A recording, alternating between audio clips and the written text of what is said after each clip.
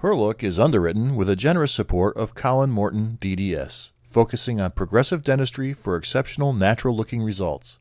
Experience the knowledgeable, skilled care of Dr. Morton and staff as they bring your smile to its beautiful best. Colin Morton, DDS, progressive dentistry for generations.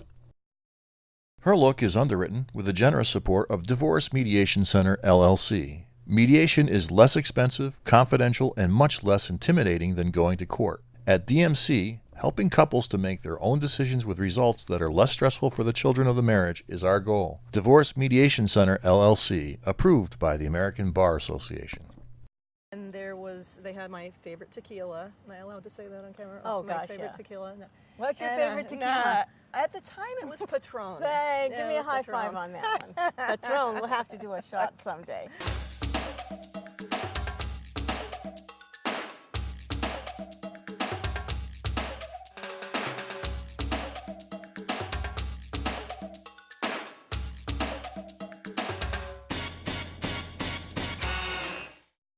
So hi everybody, I'm Dona Frank and I'm here with Her Look.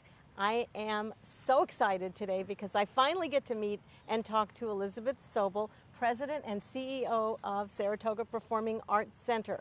And oh my gosh, I've been waiting for months to do this, and you might think that's crazy, but you know, when you talk to people that know you and when I read about you, and you know, I've brushed arms with you on Facebook. Yes. Yay. I've noticed that there are a lot of things that we might have in common, and I already like you. Aw, in thank 5 you. minutes, Same- everybody, same so you're going to thing. like her too. So here we are. Yep. But I noticed one thing about everything I've seen and everything I've read. You're a doer. You are just a doer. I think that anyway. I get the Yeah. impression that you're going to roll up your sleeves with anybody that works with you, for you, that your next door neighbor doesn't matter. Yeah, that sounds about right. Yeah, that's a good categorization. So how do you feel about making those kinds of strides and breakthroughs in your career? Yeah, you know, it's funny. I was incredibly lucky when I was in my IMG days. We're about to celebrate the 70th birthday of a woman named Edna Landau, who ran IMG Artists for many years when I was the associate director and she was the managing director. And she was a mentor of mine literally from the very beginning. When I went to New York for the first time left behind my piano studies and left behind the idea of becoming a pianist. I went to New York to start a career in artist management, really not knowing. I mean, I was, 19 or 20 or something like that.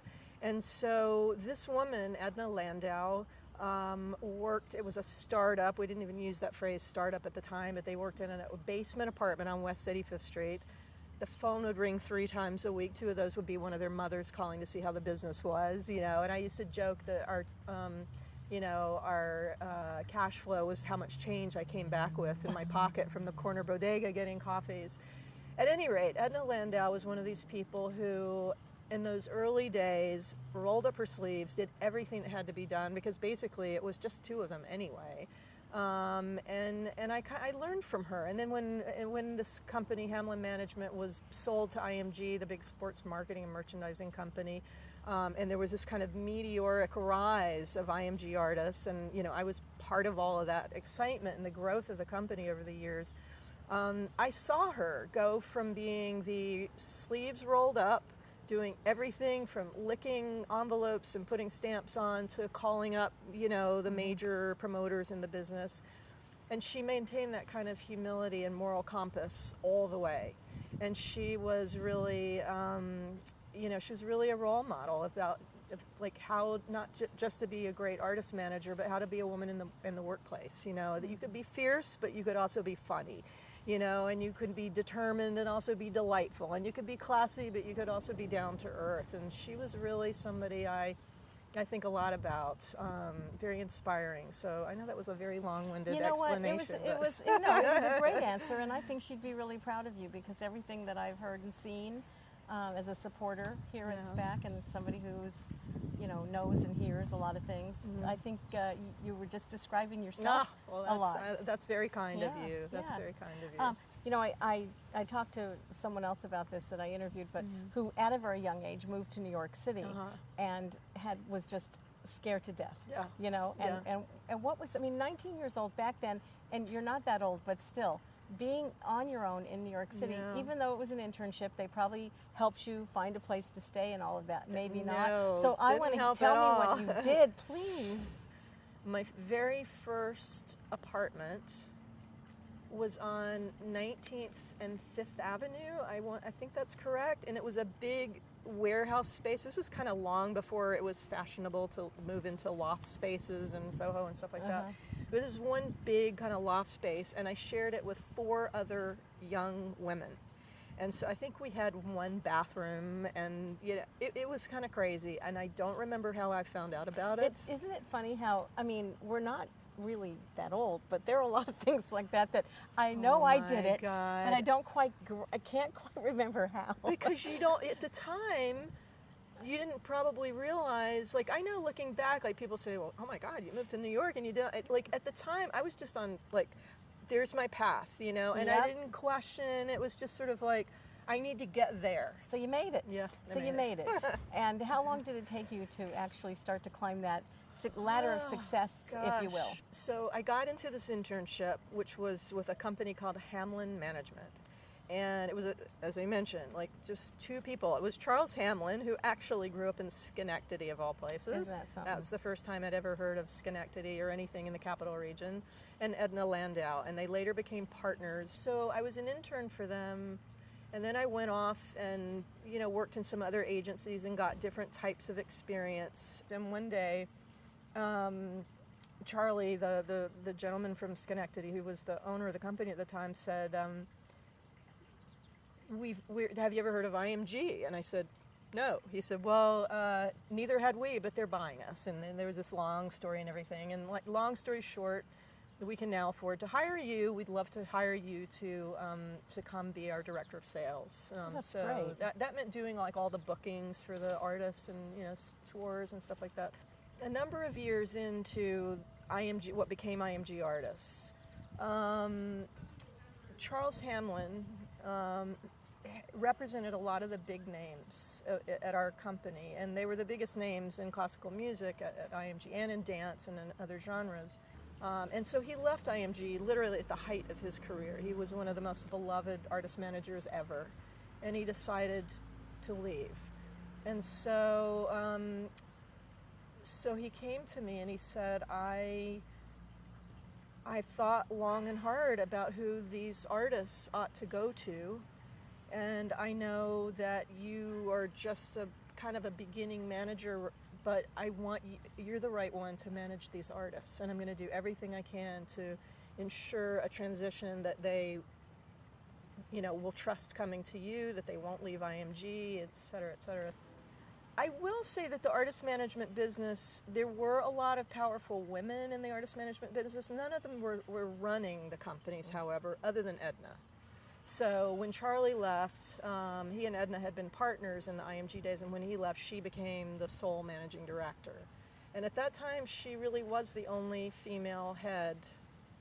And actually, when I'm pretty sure when I became managing director of IMG Artists, I was the only female head of one of the major management companies. Wow. Yeah. Well, congratulations. So, That's pretty great. Yeah. So I'm, you know, kind of, you know, used to that environment, and try to be, you know, I mean, my dad and I were very close, and I loved sports the same way I loved the arts. So, and I went with him everywhere. I went to, you know, games. I would go with him to play golf, and even though I didn't play, I would just hang with him or whatever. So I think I developed a little bit of the locker room demeanor that, That's good. you know, kind of you need gotta that. you have to gotta have it. You have to Yeah. have it. So. And you also have to have it when you're married to a Latin man. And I know you are married to a Latin man, so we're going to fast forward right to that. Okay. So I started representing, you know, Cuban artists both in the United States and in Cuba, and got very, very involved, you know, in the culture and in the business of it, which obviously, particularly with Cuban artists, is very, very challenging, particularly in those days. But through it all, I then met my husband. When I was in New York City, I was used to going out. I became so obsessed with salsa dancing that I had this group of friends. You could literally go out, you know, every night there was a different place. Like you could go to SOB's on Monday nights, had salsa, and you know, Tuesday night you would go to Babalu, and Wednesday night you'd go to Nell's, and Thursday night you'd go to La Belle Epoque. Like, you know, so we were like this little nomadic group going around following the music. And so when I moved down to Miami, I realized like people really didn't go out. There weren't any there were a couple of places. There wasn't much of a salsa club scene by that point. And what I discovered was, which you and I were talking about earlier, is because a lot of people just like, they don't need to go to a club. You just push the chairs back, put the music on, have something Right cooking, and you like get your rum out and the dominoes and the cigars and everything, and now you've got a, you know, just add water, now you got a party. That's right. Or right out in the street in front of the house. Or right out in the street, exactly. What's your favorite Latin item? Oh, One God, thing of food you know, that you love. My husband is like wiry, and he can eat so much food and never, and beer and rum, whatever, and never put on a single pound. So this is my struggle, that he cooks. He's a really great cook. So he's cooking rice and black beans and any number of, you know, like meat or pork or whatever. And what we do at home is, I'm not a vegetarian, but I just generally tend towards more of a plant-based, you know, diet. That's what I normally crave. So what will happen, and this is actually so funny because it sort of kind of like mirrors something that used to happen with my parents, is that, you know, I love black beans. That's just like a really great black bean soup, the best, you know. Anything with avocado, lime, and cilantro. Hello, you know. So that, I mean, to We're me, going to go to lunch after this, I think. So so that to me, like, so he'll cook, you know, all these different things, but the black beans will be sitting there, and I'm like, okay, I'm taking one from column A, and then like I'm doing the steamed broccoli and some toasted pine nuts and whatever. So we'll literally like combine our, you know, your tastes. Yeah. So which is like my mom and dad. My mom was a vegetarian, and my dad was like a meat and potatoes person. And my sister and I would sit at the table, my mom, my dad, and we'll be like one from column A and one from column B, you know. We like to end our little discussions, our interviews, our just chats with, if you were in a room with, you know, just a room full of maybe 10 to 16-year-olds, women, girls, and you were giving them one good piece of advice that you felt could carry them through, you know, for the next several years or more, as Edna did with you, what would it be? Yeah. Okay, can I give you two? You can give me two. When I was a young piano student at the North Carolina School of the Arts, I had a piano teacher who was a big literature person, and he would always quote from E.M. Forster's Howard's End. There's a only connect. That may sound a little metaphysical, but like only connect. If I'm constantly looking for connections between people, between programming, between nature and art. It's, you know, I'm always looking for the whole. And so finding the connections, or like, to me, that's what all of what we try to do is about. So only connect. And then the other thing is, you know, a concept that comes from Buddhism, from Zen Buddhism, called beginner's mind. It's because what I see, people who are incredibly intelligent, incredibly talented, but think they know it all.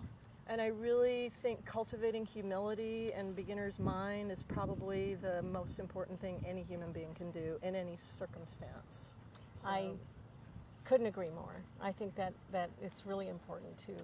And I love that, because I can sense just in this time that, you know, you are everything that you know, believe other people should be. And I think you should lead by example. And you've done so much, you know, to bring that to this area for so many of us. And I just want to thank you for this time together. Thank you so much. And I hope fun. we can do it again soon. I'm there. I loved it. I loved it. Great. So I did too. I just want to end by saying thank you to Elizabeth Sobol, President and CEO of Saratoga Performing Arts Center. This is Donna Frank with Her Look. I am so happy that I showed up here today.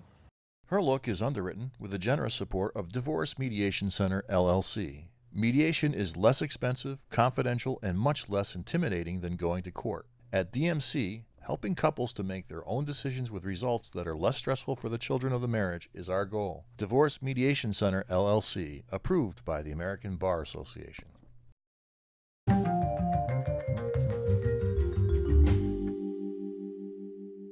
What are your thoughts about marriage? Marriage, well, it's a good institution, and try to make the best of it if you can.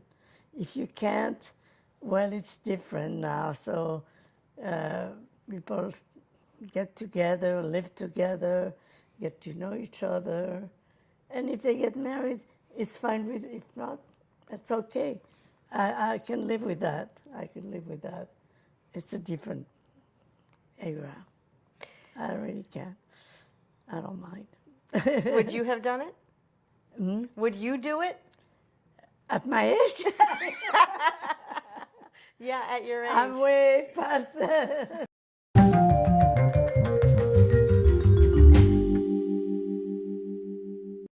Her Look is underwritten with the generous support of Colin Morton, DDS, focusing on progressive dentistry for exceptional natural-looking results. Experience the knowledgeable, skilled care of Dr. Morton and staff as they bring your smile to its beautiful best. Colin Morton, DDS, progressive dentistry for generations. I'm Dona Frank, and here we are with Her Look on location at Forts Ferry Farm, where we are in Latham, New York. And I am so excited. I've been waiting a long time to do this. I'm here to interview and talk to Emma Hearst, who owns Forts Ferry Farm with her fabulous husband, John Barker, and Miss Rachel D'Ambrosio, who works here with her fabulous husband, Matthew. And I'm fortunate enough to have known both of them and Emma a very long time, huh? Very long. Yeah. These are two really dynamic women in their 30s doing lots of different things in their life so far. And I just want to know, we're going to start a little bit back in the beginning of, how was growing up for you? Where are you from, Rachel? I was born in California, but I grew up in Florida and grew up on the water, boating, loving life, on the beach, and went to New York City for college, and that's how I kind of got. And that's how you got to New York City? Mm-hmm. Yeah. The first time. Emma, what about you? I was born in California. I was raised in Albany, New York, and growing up was pretty great. I mean, I wanted to leave it since I've moved here, but now I'm back. I know. I'm glad you're back too. I was in New York City for a while and Hawaii, but now we are back and we live just outside of Albany. So what I want to know is, you're both accomplished, and we'll get to a lot of these details, but you're both accomplished chefs. And when I mean chefs, I don't mean at home. I mean in pretty famous restaurants that you've either worked in or owned, like Sorella. And I'm not really sure if that's what you thought you wanted to do when you were growing up, So when did you first think you were in love with food, Emma? I knew that I wanted to do something with food around the age of 4. It was always very prominent in my life. I loved cooking with my family, my aunts, in the kitchen during Thanksgiving. That was my favorite holiday. And just entertaining in general. My dad loves to throw a party, and I definitely inherited that gene. So just entertaining and, bringing people together around food has always really been a part of my life, and that kind of inspired me to go down that path as a career. And your career path went from high school here in the Albany area to deciding to go to? John and I both went to the Culinary Institute of America. That's where we met. And shortly after that, I opened up Sorella down in the city, and John came to work with me in my second year of operations there. Cool. And Rachel, what about you? I grew up loving art. I was always into painting and drawing and watercolor, and I kind of had an easel in my room, and that was always my focus, and I majored in art history. But I always worked in restaurants, so I started when I was 13 as a dishwasher, and I paid for school by working in restaurants, every position, back of house, front of house, bartending, which was my favorite. And oh, I know. I know that. Yeah. And it just clicked when I was in my early 20s, why am I doing something I kind of love, and I would pay more attention to work, and I realized that I was meant to be in the restaurant industry. So went back to New York after graduating college, went home to Florida for a little while, then went back to New York. And worked in a pretty famous restaurant in New York. I worked at Amali. Yeah. It's a great restaurant. That's a big and deal. it's still a great restaurant. And it's still a great restaurant. Delicious. Let me ask you something, Rachel. Do you think that there is a little bit of a connection between art, history, and food? Yes, there's a huge connection. You're nourishing people in a way that you can do with art, making art, expressing yourself. And so I connected on that level, and I got to eat it. Oh, yeah. Which is so much more enjoyable. Can't eat a painting. You can't eat foil paint. Well, some people eat paint. Well, some people do. But you can always tell those people. Yes, we know some of those people, unfortunately. Not us, no. So sort of fast forwarding to, how you ended up coming back here, obviously family, and, this piece of land was available, and you had a dream sort of about farming, didn't you, Emma? I definitely had a dream about, I knew I didn't want to be in restaurants anymore. That's why I got out of them in the city and sold off my places.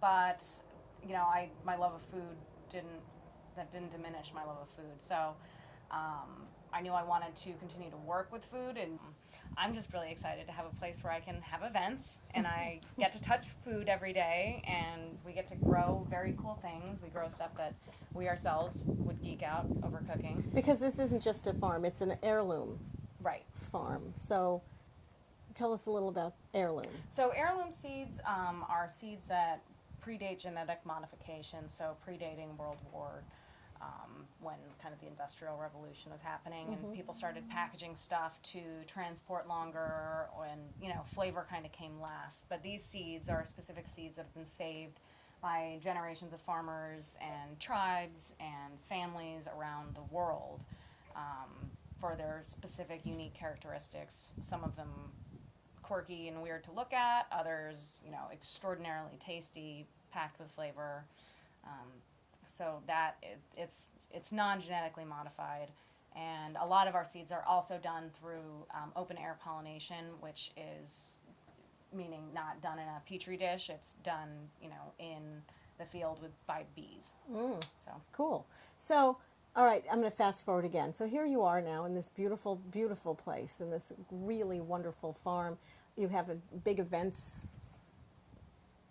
venue going up, planning some pretty major things, really strong and dynamic women, and you both now become moms. oh yeah. And that sort of, that changed everything kind of, didn't it? It changes you, having children, no matter women or man or whatever, having children changes you. But as a female and as running a business or being a chef, for example, it's, there's these challenges that you have to kind of overcome, but we both have really strong, I speak for John, but I feel like I can, really strong support systems. I can. Yeah. And, we have a great partnership, and that's what makes it work. So that's a really key word that I want to kind of play on. When I hate to say that I'm that much older than you, but I am. Things were different, and even when our moms were growing up, things were different. So the word partnership really comes into play here, especially when you talk about this is, John has the passion to be out in the field, and you have the passion for events or cooking. So do you see the relationship being very, equal that way? Yeah, it's definitely a partnership, and I definitely think the role of a dad has changed in this day and age versus back, in the 50s when dad would come home from work and the kids would run up to him and mom would have a microwave dinner ready. Yes, mac and cheese. Dads are much more prevalent in kids' lives, and it works out great for us. Because Rachel and I we were also used to working with our husbands before, so we already had that partnership. Yeah, that actually really helps. Of working together. You were the executive chef. Matt was your CDC. What's a CDC? Chef de cuisine. Thank you very much. I was the executive chef. John was my executive sous chef. So we were their bosses. I can't wait to talk to them for a second about all this because I want to know how they feel. But anyway, so you have big plans for your families, and you have big plans for Forts Ferry Farm here, and I think it's wonderful. I have a couple of quick things I want to pull over. I want to pull off this. At one point in your life, I would throw this out, wouldn't you? You made a cookbook. I did. When you were at Sorella. And during that time, which this is a fabulous cookbook, during that time, I know something that you did that I bet you people out there would want to hear a little bit about. You were a competitor on Iron Chef. I was many moons ago, and Tell I us was actually about on it with John. We just cooked so well together, and we all knew each other so well. We didn't really have to speak a lot during the competition. Okay. And it was just very much like a poetic dance. You should see her cut the gnocchi in that episode. Oh, I did. I've watched that episode, by the way, It's and I think pretty it's still on fast. YouTube. It's on Favorite iTunes. on iTunes favorite. Okay.